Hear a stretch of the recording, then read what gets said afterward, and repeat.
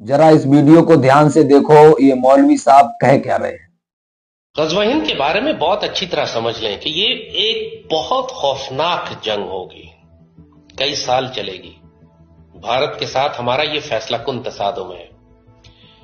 ये वो जंग है कि जिसमें एक मर्तबा, आखिरी मर्तबा जब ये भारत मुसलमानों के कब्जे में आएगा तो फिर हमारे पास ही रहेगा। और वो जो मुशरिक हैं, वो जो हुजूर सल्लल्लाहु अलैहि वसल्लम के दौर में सही बुत परस्त मुशरिक थे, उनकी आखिरी नस्ल अब सिर्फ हिंद के अंदर रह गई है। पूरी मुसलमान दुनिया में कहीं भी आपको इस तरह के मुशरिक नहीं मिलते जैसे हिंद के अंदर मिलते हैं। ये वही नापाक नस्ल कि जो लात और मनात और उज्जा के बुत बनाकर खाना काबा के अंदर रखे हुए थी, अब वो सारे बुत और उस जैसे हजारों और बुत और खुदा इन्होंने भारत में रखे हुए। और ये वो आखिरी बुतकदा है जिसके बारे में इकबाल ने फिर फरमाया था कि ये चमन फिर मामूर होगा नगमे तौहीद से। इन सारे बुतकदों को तोड़ा जाएगा। एक दफा सारे मंदिर उसी तरह तोड़े जाएंगे जैसे महमूद गजनबी ने सोमनाथ के मंदिर और दीगर तोड़े थे। अब बुत परस्ती का मुकम्मल खात्मा कर दिया जाएगा। मगर जाहिर है कि ये जंग खुरेज होगी, खौफनाक होगी, एक दिन की नहीं है।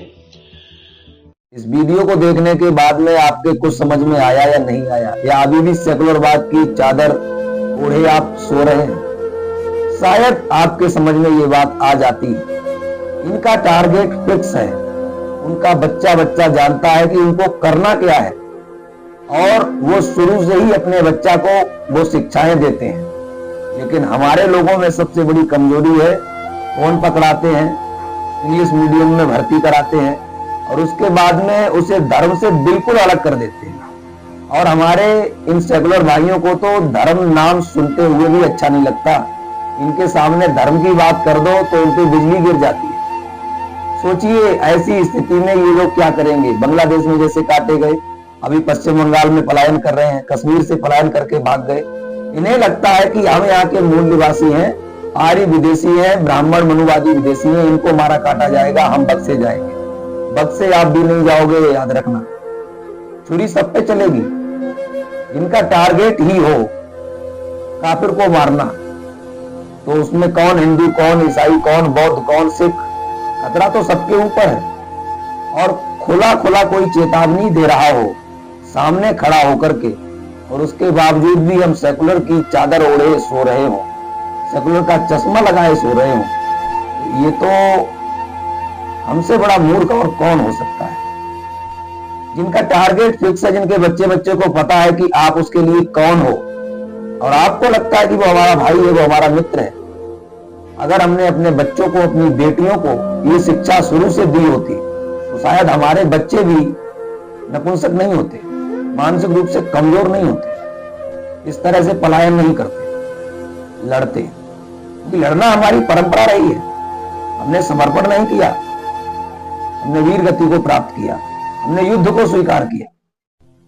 हमेशा हमने युद्ध को, संग्राम को स्वीकार किया, रणभूमि को स्वीकार किया। और आज उनके बच्चे ऐसे कायर हो गए।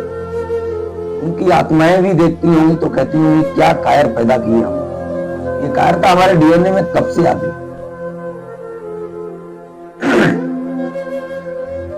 इस कायरता को दूर करना है मित्रों। पुनर्जागरण के माध्यम से हम आपको पुनः जगाने आए हैं। पुनः जागो, अपने वेद, शास्त्र, उपनिषद, धर्म, सिद्धांत को जानो, अपने इतिहास को जानो। हमारे भीतर सिद्धांत नहीं है, इसीलिए हम कमजोर हैं। अगर हम सिद्धांती होते तो हम कमजोर बिल्कुल नहीं होते। और समय है, मैं जगाने आया हूं तो जागो और सिद्धांतिक रूप से मजबूत बनो। अन्यथा इसी तरह से पलायन करते रहोगे और एक दिन ऐसा आएगा कि कहीं भी जगह नहीं रहेगी पलायन करने की। वीडियो को अधिक से अधिक शेयर करो अपने मित्रों में। सेकुलरवाद की चादर हटाओ, अब जागने का समय है, जागो।